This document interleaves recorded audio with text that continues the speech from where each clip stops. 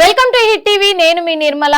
మరి ఈ రోజు విషయం చూసుకున్నట్లయితే విరాట్ కోహ్లీ మరి ఆర్సీబీ విజయం, మరి క్రికెట్ కి సంబంధించి కూడా ఇప్పుడు సోషల్ మీడియాలో ఎక్కువగా చక్కర్లు కొడుతున్నది, అందరి మనసులకు విషాదాన్ని నింపింది అనంటే ఆర్సీబీ విజయోత్సవ సభలో జరిగిన ఈ దుర్ఘటన అని కూడా చెప్పుకోవచ్చు.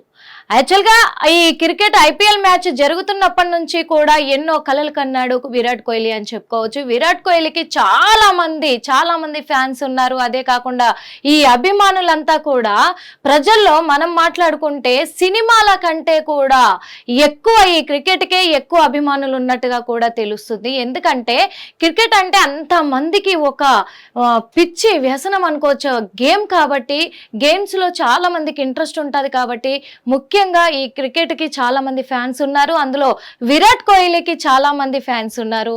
అదే విధంగా మరి ఇన్ని సంవత్సరాలంటే 18 సంవత్సరాల నుంచి ఒక్క ట్రోఫీని కూడా గెలుచుకోలేకపోయిన ఆర్సీబీ ఇప్పుడు ట్రోఫీని గెలుపొందడం అనేది విరాట్ కోహ్లీ ఎంతగానో ఎమోషనల్ అయ్యారు. అదంతా మనం చూసాము.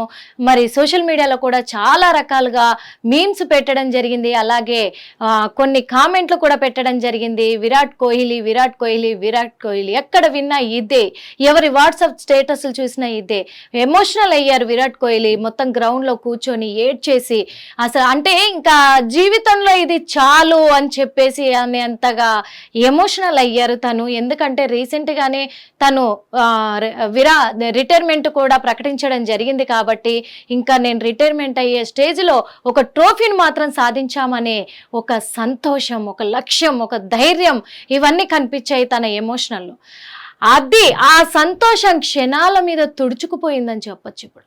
ఎందుకంటే ఇంత పెద్ద విజయాన్ని ఎంతో ఘనంగా గొప్పగా బెంగళూరులో స్టేడియంలో మరి చిన్న స్వామీజీ స్టేడియంలో జరుపుకోవడానికి కొన్ని లక్షల మంది అభిమానులు అక్కడికి చేరుకోవడం జరిగింది.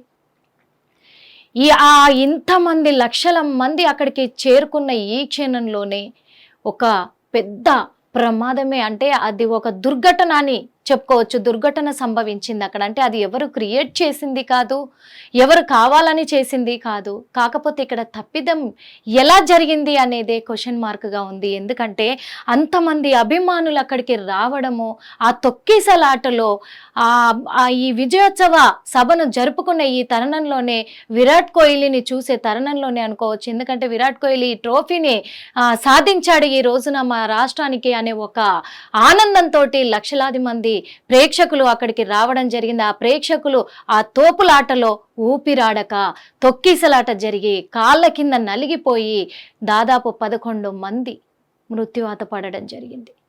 వాళ్ళందరికీ కూడా మా హిట్ టీవీ తరఫు నుంచి మేము ప్రగాఢ సానుభూతి తెలియచేస్తున్నాము. ఎందుకంటే ఎక్కడ కూడా ఇలా జరగకూడదు. ఫ్యాన్స్ అనేవాళ్ళు కూడా ఎలా అంటే ఇప్పుడు చెడుద్దేశంతో చెప్పట్లేదు, మంచి ఉద్దేశంతోనే చెప్తున్నాము. మనసులో ఎంత అభిమానమైనా ఉండొచ్చు, ఆ అభిమానాన్ని మనం చూపించుకోవాలి అంటే లక్షలాది మంది తరలి వచ్చిన ప్లేస్కి అలా వచ్చి తొక్కేసలాటలో చనిపోవడం అనేది ఎంతవరకు కరెక్ట్ మీరే ఆలోచించాలి. అంటే ఇక్కడ ఇంతమంది రావడంతో మరి ఈ విజయోత్సవ సభని మేము జరుపుకొని వస్తాం అమ్మా, మళ్ళీ తిరిగి వస్తాను అని ఇంట్లో కొడుకు చెప్పేసి వచ్చి ఉంటాడు. నాన్న నేను మళ్ళీ వస్తాను అని చెప్పేసి కొడుకు చెప్పేసి వచ్చి ఉంటాడు. విజయోత్సవ సభకు కదా వాడు వెళ్ళాడు, తిరిగి వస్తాడు నా ఇంటికి అనుకుంటారే కానీ ఇలాంటివి జరుగుతాయని అనుకోరు కదా. అంటే ఇక్కడ నిర్లక్ష్యం ఎవరిది మరి? అంటే ఇక్కడ గతంలో మనం చూసుకున్నట్లయితే 6 నెలల కిందట తెలంగాణలో కూడా మరి పుష్ప 2 సినిమా రిలీజ్ ఈవెంట్ అంటే బెనిఫిట్ షో వేసినప్పుడు కూడా ఆ బెనిఫిట్ షోలో కూడా సంధ్యా థియేటర్ దగ్గర తల్లి కొడుకులు కూడా మరి తల్లి మృత్యువాత పడడం జరిగింది. ఆ తొక్కిసలాటలో ఫ్యాన్స్ ఎక్కువగా తరలి రావడంతో బెనిఫిట్ షోకి మరి కొడుకు మాత్రం ఇప్పటికీ కూడా మొన్నటి వరకు కోమాలో ఉండి ఇప్పుడిప్పుడే అంటే మనుషుల్ని కూడా గుర్తుపట్టలేని స్థితిలో కోలుకుంటూ ఉన్నాడు. అంటే దానికి కారణం ఎవరు? అంటే ఇక్కడ అల్లు అర్జున్ కారణమయ్యాడు, అక్కడ విరాట్ కోహ్లీ కారణమయ్యాడు అనుకోవచ్చా? అంటే సోషల్ మీడియాలో ఇలాంటి కామెంట్లు వినిపిస్తూ ఉన్నాయి.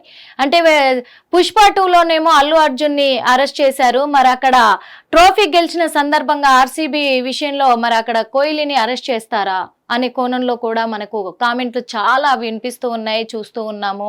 మరి అదే విధంగా ఇంకొకటి, ఎక్కడ నిర్లక్ష్యం జరుగుతుంది అంటే మరి చిన్న స్వామీజీ ఆ స్టేడియం అనేది ఇంతమందికి సరిపడే స్టేజీ కాదా? లేకపోతే అక్కడ సెక్యూరిటీ బందోబస్తు ఏర్పాట్లు సరిగ్గా చేయలేదా?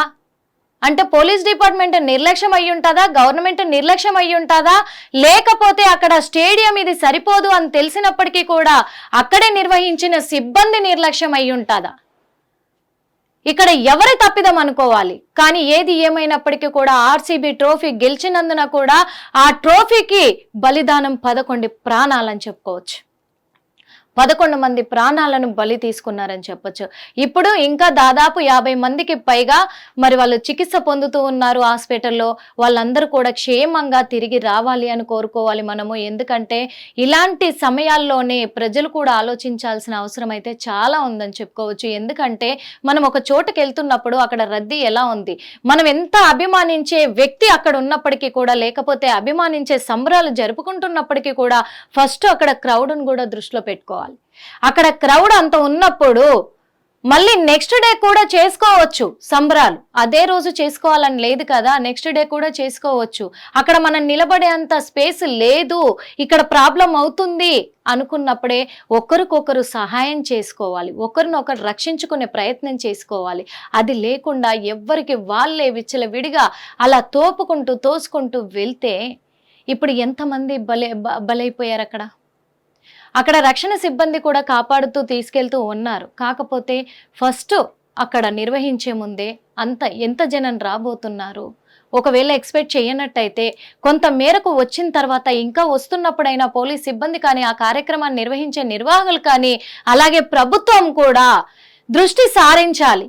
ఎందుకు అంటే ఆల్రెడీ స్టేడియంలో ఎంతవరకు ఉన్నారు ప్రజలు, ఇంకా ఎంతమంది వస్తూనే ఉన్నారు కదా, వీళ్ళని ఆపే ప్రయత్నం చేద్దామా, లేకపోతే వీళ్ళని దృష్టిలో పెట్టుకొని నెక్స్ట్ డేకి మళ్ళీ ఉత్సవాలు జరిపిస్తాము అని ప్రకటించడమా?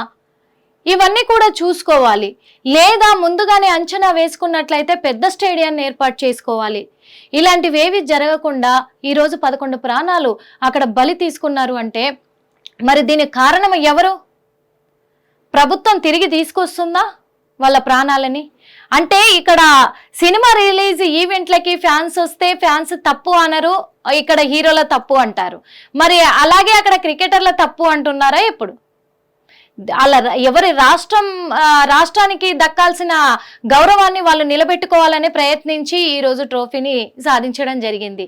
ఇక్కడ విరాట్ కోహ్లీ తప్ప? మరి ఎవరు తప్పు అనుకోవచ్చు? ఎవరి తప్పిదం అనేది కూడా తెలియలేనంతగా ఉంది కాబట్టి. కానీ ఇప్పుడు ఆ కుటుంబాలకు న్యాయం జరిగి తీరాలి. ప్రభుత్వం మాత్రము వాళ్ళ కుటుంబాల పట్ల న్యాయం జరిపించాలి. అదే విధంగా చూసుకున్నట్లయితే మరి కోహ్లీ మీద కేసు నమోదు అవ్వబోతుందా, కోహ్లీని అరెస్ట్ చేయబోతున్నారా అనే కోణంలోనే సంచలనమైన వార్తలు వినిపిస్తూ ఉన్నాయి. ఎందుకంటే ఒక సినిమా రిలీజ్ అయితేనే ఆ సినిమాలోనే తొక్కిసలాటలో ఒక మహిళ మృతి చెందితే, ఒక బాబు తను ఆసుపత్రి పాలైతేనే తెలంగాణ రాష్ట్రం అంత చర్యలు తీసుకొని ఆ హీరోనే కారణం అని చెప్పేసి, పర్మిషన్ లేకుండా వచ్చాడని చెప్పేసి హీరో మీద కేసు పెట్టి జైలుకు పంపించడం జరిగింది.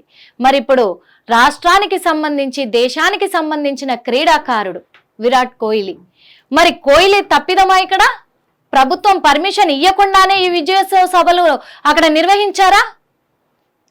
పోలీస్ అధికారుల నిర్లక్ష్యమా ఇక్కడ? లేకపోతే పోలీస్ అధికారులు కావాల్సినంత సిబ్బంది అక్కడ లేకపోవడమా? ఎవరి తప్పిదం ఇక్కడ?